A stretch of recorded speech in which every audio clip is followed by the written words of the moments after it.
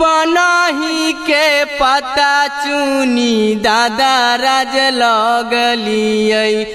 बनही के पता चुनी दादा राज लगलियै। से हो दादा बुझलन बीरान गे माई। अनकर धिया देखी दादा गरइलन।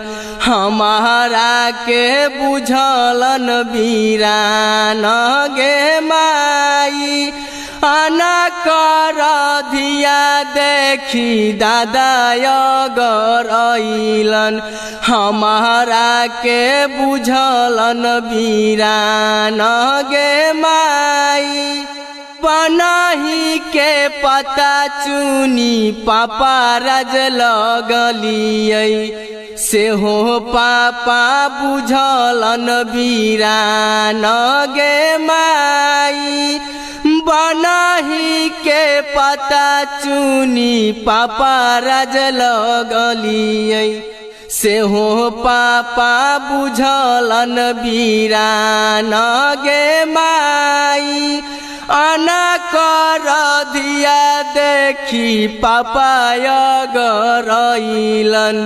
हम